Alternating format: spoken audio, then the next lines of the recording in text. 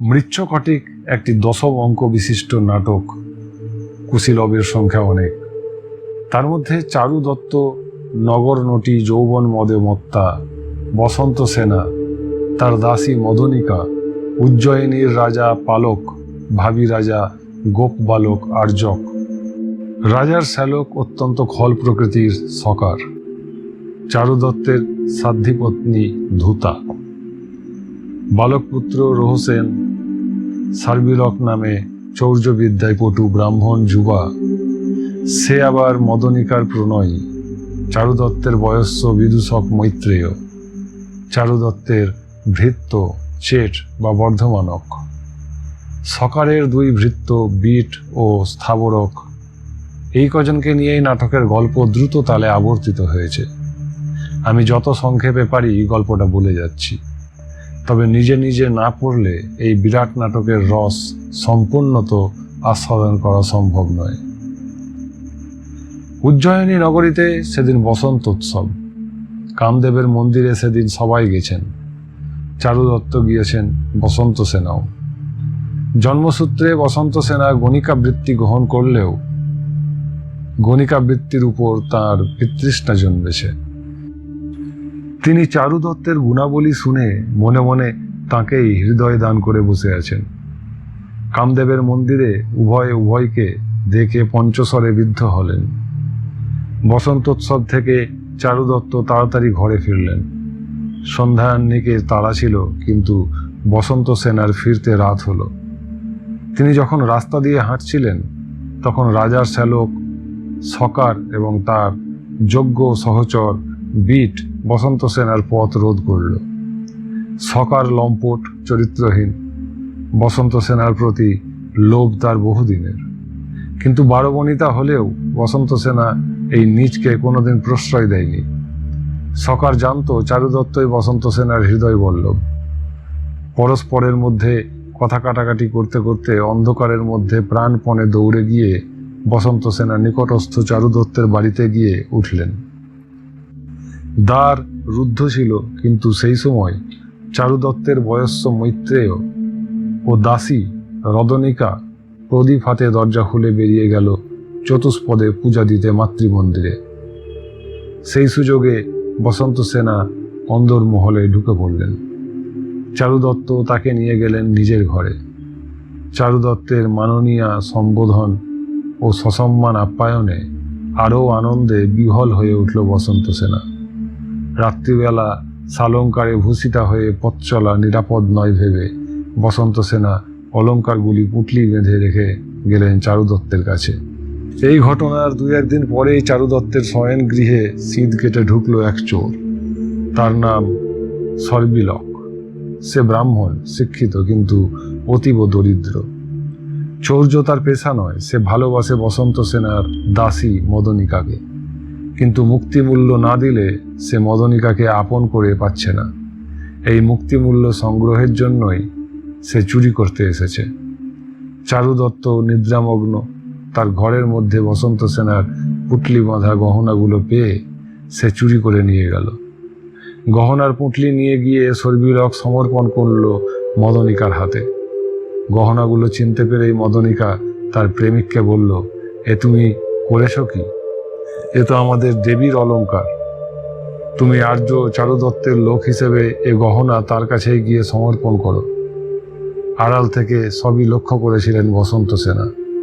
সর্বিলক যখন বসন্ত সেনার কাছে গিয়ে বলল, গৃহজীর্ণ তস্করের ভয়, অলঙ্কার রক্ষা করা দুরূহ, তাই চারু দত্ত এই গহনা আমার হাতে দিয়ে পাঠিয়েছেন আপনার কাছে। তখন বসন্ত সেনা পরিহাস করে বললেন, আমার জবাবটাও নিয়ে যান। সে বলল, কি জবাব? বসন্ত সেনা বলল, মদনিকাকে গ্রহণ করুন। আর্য চারু দত্ত আমাকে বলেছেন যে এই অলঙ্কার নিয়ে যাবে তার হাতেই মদনিকাকে অর্পণ করবে। সর্বিলক বসন্ত সেনার উদারতায় অভিভূত হয়ে পড়ল। পরদিন চারু দত্ত যখন সকালে উঠে জানতে পারলেন যে তার প্রেমিকা বসন্ত সেনার মূল্যবান গহনা সবই চোর চুরি করে নিয়ে গেছে, তখন মাথায় হাত দিয়ে বসে পড়লেন। এখন করেন কি? স্বামীর এই দুরবস্থা তাঁর সাধ্যিপত্নী ধূতা তাঁর রত্নহারটি দিলেন বিদূষক মৈত্রেয়ের হাতে বসন্ত সেনাকে দিয়ে আসার জন্য। বিদূষক বারবণিতার ঐশ্বর্য ও সুরম্য অট্টালিকা দেখে চমকে গেলেন। যাই হোক, বিদূষক চুরির কথা চেপে গিয়ে রত্নহারটি বসন্ত সেনার হাতে দিয়ে বললেন, আমার বন্ধু চারুদত্ত পাশা খেলার ঝোঁকে আপনার সব অলংকার হারিয়েছেন, বিনিময়ে তিনি এই রত্নহারটি পাঠিয়েছেন। বসন্ত সেনা বুঝলেন সব। তিনি কেবল বিদূষককে বললেন, আপনার বন্ধুকে বলবেন আমি রাত্রে তার কাছে যাব। বসন্ত সেনা সেই রাত্রে চারুদত্তের গৃহে এসে থাকলেন। তিনি আসার সময় পথে শুনে এসেছিলেন লোকের মুখে মুখে একটি চাঞ্চল্যকর সংবাদ। দৈবজ্ঞ বলেছেন বর্তমান রাজা পালক রাজ্যচ্যুত হবেন। উজ্জয়িনীর সিংহাসনে বসবেন আর্যক নামে রাখাল বালক। সকালে উঠে চারুদত্ত গেলেন পুষ্পকরণ্ডকে অর্থাৎ উপবনে। তার অনুচর বর্ধমানককে বলে গেলেন একটি শকটে চাপিয়ে বসন্ত সেনাকে সেই উপবনে নিয়ে যেতে। উপবনে যাওয়ার আগে বসন্ত সেনা দেখা করলেন ধূতা দেবীর সঙ্গে।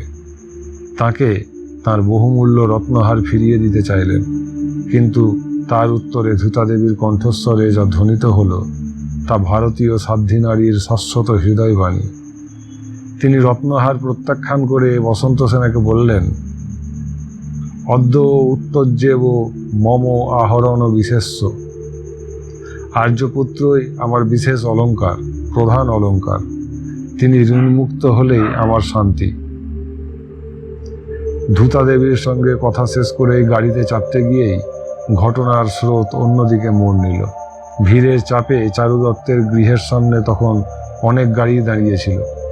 সর্বিলকের চেষ্টায় কারাগার থেকে পালিয়ে এসে উজ্জয়িনীর ভাবী রাজা সেই রাখাল বালক আর্যক পথে বেরিয়ে চেপে বসলেন বর্ধমানকের গাড়িতে, আর বসন্ত সেনা ভুল করে দুর্বৃত্ত সকারের অনুচর স্থাবরকের গাড়িতে চেপে বসলেন। স্থাবরক বসন্ত সেনাকে এনে তুলল সকারের পুষ্পকরণ্ডকে। সকার যেন হাতে চাঁদ পেল। সকার অনেকভাবে বসন্ত সেনাকে ভজন করল, কিন্তু বসন্ত সেনা অটল। অতঃপর ভীতি প্রদর্শন, অবশেষে বলাৎকারের চেষ্টা। সবকিছুতে অপারগ হয়ে সকার ক্রোধে অন্ধ হয়ে বসন্ত সেনার গলা টিপে অচৈতন্য করে ফেলল। মৃত ভেবে বসন্ত সেনার অচৈতন্য দেহ পাতার আড়ালে ঢেকে পালিয়ে গেল সে। শকট চালক পাছে ব্যাপারটা প্রকাশ করে ফেলে, সেই জন্য স্থাবরককে নিজের অট্টালিকার ছাদে নিয়ে গিয়ে কারারুদ্ধ করে রাখল সকার। বসন্ত সেনার অচৈতন্য দেহ যেখানে পড়েছিল সেইখানেই ঘটনাচক্রে সংবাহক উপবনের সরোবরে স্নান করে কাপড় শুকোবার স্থান খুঁজছিল।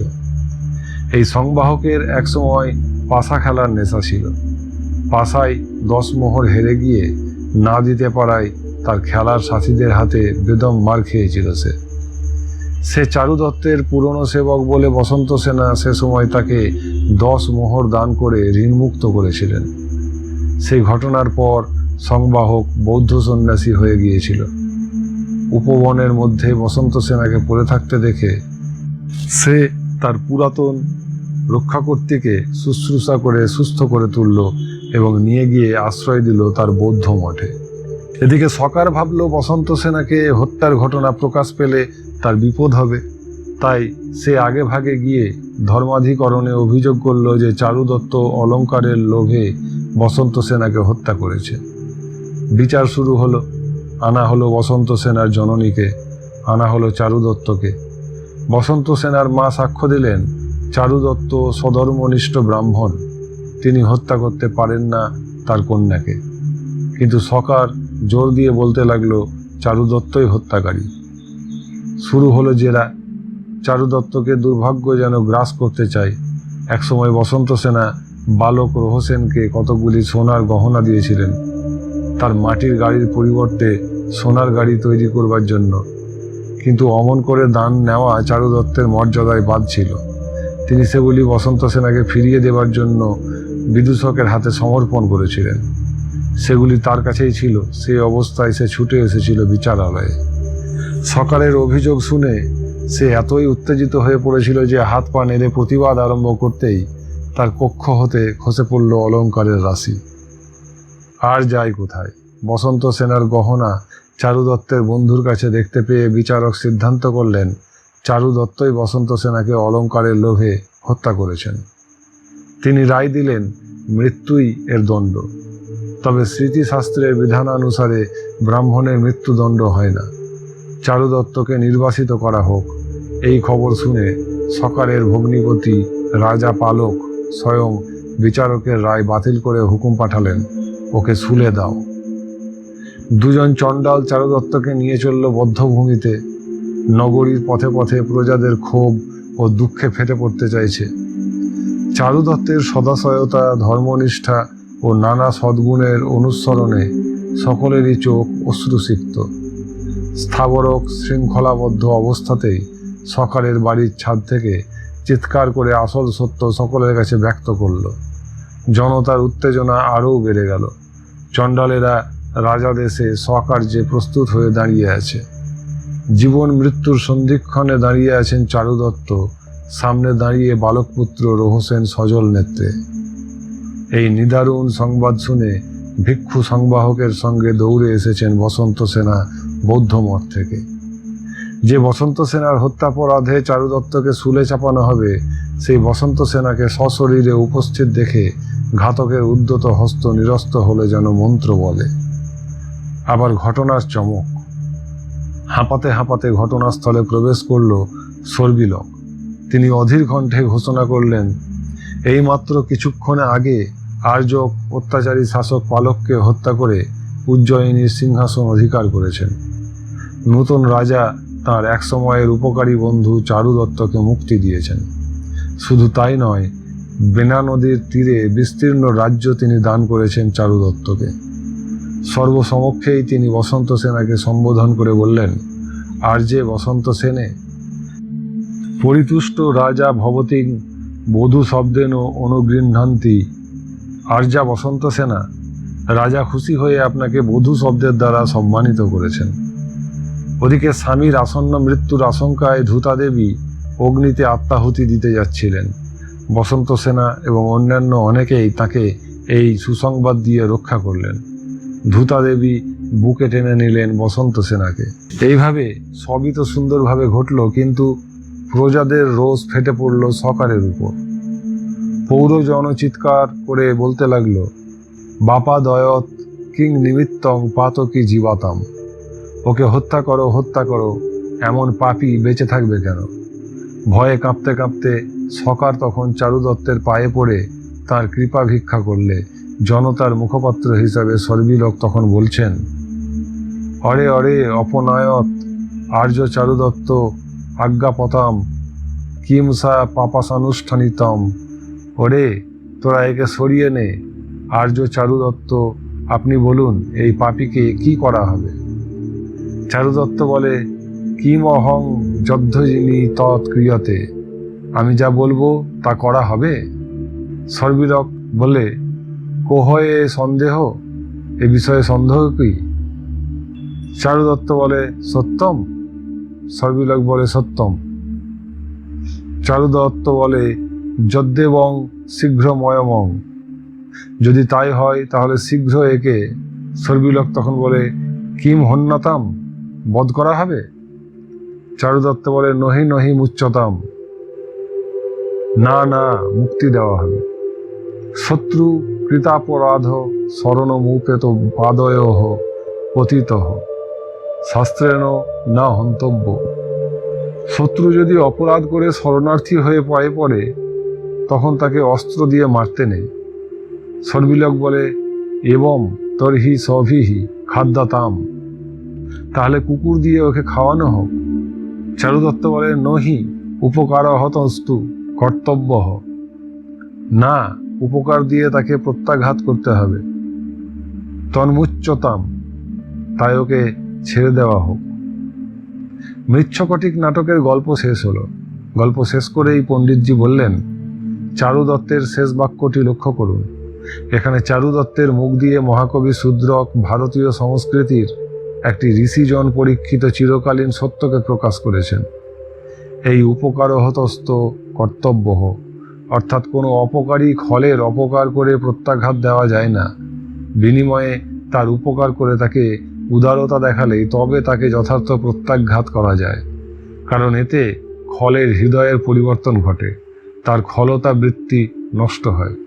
এছাড়াও দেবতার নিত্য সেবা, নিত্য অতিথি সেবা এবং শরণাগতকে সতত রক্ষা করা এবং শরণাগত শত্রুকেও ক্ষমা করা যে আমাদের চিরন্তন আর্য সংস্কৃতি, সেসব কথাও কবি সুন্দরভাবে ফুটিয়ে তুলেছেন এই নাটকে। এই নাটকে বহুতর অর্থবহ ও গভীর ভাবোদ্দীপক শিক্ষার কথা আছে। যেমন ধরুন, সর্বিলক রাত্রে শীত কেটে চারুদত্তের শয়নগৃহ হতে বসন্ত সেনার গচ্ছিত অলঙ্কার চুরি করে নিয়ে গেল। তার পরদিন সকালে উঠেই চারুদত্ত ক্ষতিপূরণ হিসাবে তাঁর পত্নী ধূতা দেবীর রত্নহারটি বসন্ত সেনাকে দিয়ে আসার জন্য বন্ধু বিদূষককে অনুরোধ করলেন। বিদূষক তাকে বললেন, 4 সাগরের সার এই মহামূল্য রত্নহারটি সামান্য মূল্যের অলঙ্কারের পরিবর্তে দিয়ে দেওয়াটা মোটেই উচিত নয়, কারণ সে অলঙ্কার আমরা ভোগও করিনি, আত্মসাৎও করিনি, চোরে নিয়ে গেছে। উত্তরে চারুদত্ত বলেছিলেন, না বন্ধু, তা ঠিক নয়। যে বিশ্বাস নিয়ে এসে আমাদের কাছে সেটা গচ্ছিত রেখেছিল, আমি সেই বিশ্বাসের দাম দিচ্ছি।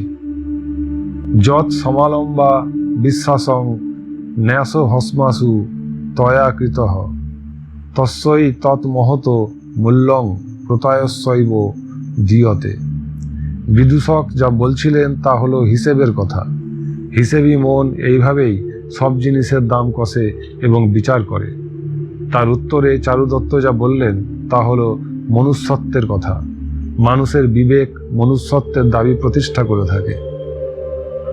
অষ্টম অঙ্কের প্রথমেই শূদ্রক বৌদ্ধ ভিক্ষু সংবাহকের মুখ দিয়ে একটি মূল্যবান কথা বলেছেন। শিরো মণ্ডিতং তুণ্ডং মণ্ডিতং চিত্তং না মণ্ডিতং কিমর্থং মণ্ডিতং যস্য পুনশ্চ চিত্তং মণ্ডিতং সাধু সুষ্ঠু শিরস্তস্য মণ্ডিতং। অর্থাৎ, সাধু, তুমি মাথা কামিয়েছ, মুখ কামিয়েছ, কিন্তু মন তো কামাওনি। তাহলে আদৌ কামালে কেন? দেখো, যার মন ঠিকমতো কামানো, তার মাথা আর মুখও ঠিকমতো কামানো। অর্থাৎ চিত্তশুদ্ধিই বড় কথা।